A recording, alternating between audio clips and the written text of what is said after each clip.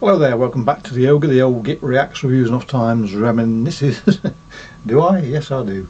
Today we're doing Valontuoja, and I geared this up to do a video for well before Christmas, and I haven't, for reasons I've explained on other videos. I sort of more or less forgot what this sounds like, so yes, it's not going to be a first time listening, not that mine ever are by and large, but it will be a because very often I do reviews of tracks, if I leave it too long, I do forget what they sound like by and large.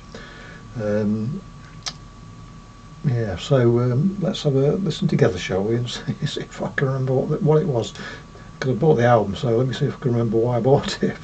Listening to this when I go in here. Oh, here we go.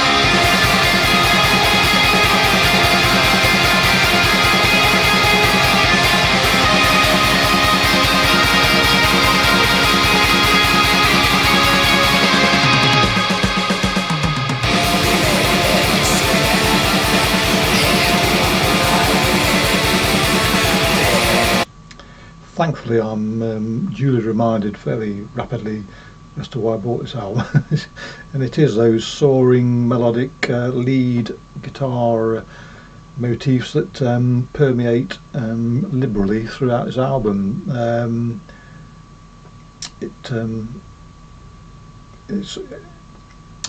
It's a style used by some bands or artists that can work very well. They've got to be inspiring, those sort of motifs, and take you with them. So it doesn't always work. I've listened to bands in a similar part of the spectrum, and they leave me cold. So it is what you do with what you've got, as much as what it is you're doing. And the reason I bought this album is because the way those lead, I mean, it's not all about those soaring motifs. Other aspects of the music works well as well, but they are the highlight for me, if I remember rightly.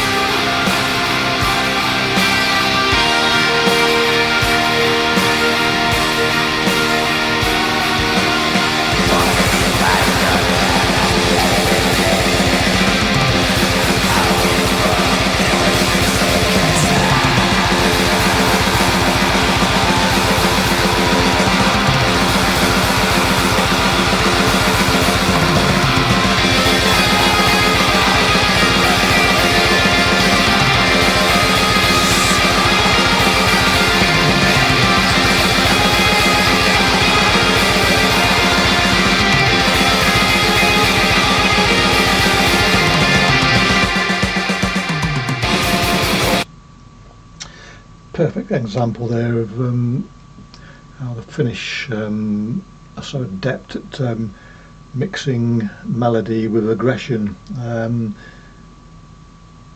it's 2 points there really. One is that just the lift you get from that melody over the more abrasive background music, not background music, but accompanying music, just takes it up a level or two. But the other point would be that where the speed kicked in there and was broadly devoid of any melody, it was still very effective. But then again, someone like me who does like all-out speed and aggression and isn't too fussed if there's any melody in it or not, and I would say that, wouldn't I? But when the melody kicks back in at a similar pace, couldn't be more delighted. No, I couldn't. Another thing is using those lead melodies is when the tempo does drop, it does allow the atmosphere to be maintained. So, if you were disappointed because it wasn't quite as speedy as it was 30 seconds ago, that bridge of melody is enough to keep you happy until it all kicks off again, which is a very good thing.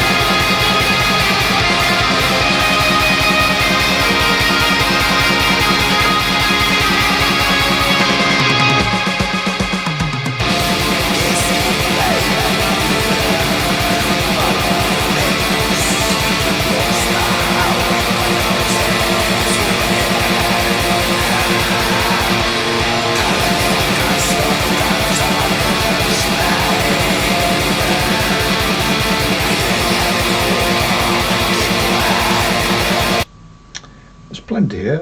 It's never occurred to me before. For years and years and years, this hasn't even entered my head. But there's plenty of in here for the air guitarists amongst you. I won't say amongst us because these old bones wouldn't even attempt such a thing nowadays. But this would definitely have you leaping around with either an air guitar or a tennis racket. When I was young, I used a squash racket. But I was very, very young, teenage last time I did any such thing. But yes, so perfect music. This is for pretending you're adept at plucking the strings. Something I've never been able to claim, but yes, it just fire you up. And if you need to get rid of some unspent energy, look no further.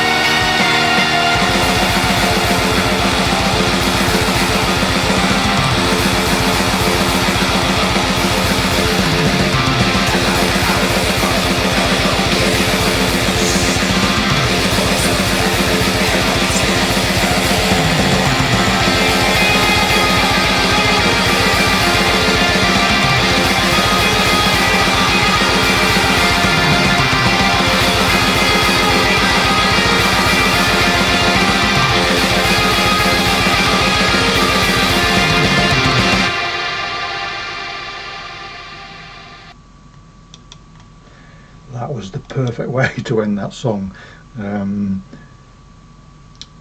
Taking the best bit of the track from earlier and doing it all over again. Fantastic, almost Bandera qualities there, which do take you up into the stratosphere and let you wingsuit your way back to Earth again. Brilliant.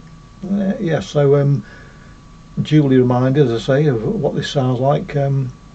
I shall have to go and give it a proper listen again now. As I say, I bought it well before Christmas, and other things have prevented me from listening to it again. So we'll rectify that one, shall we? We shall. Anyway, clicky bollocks, catch you all next time. Cheerio.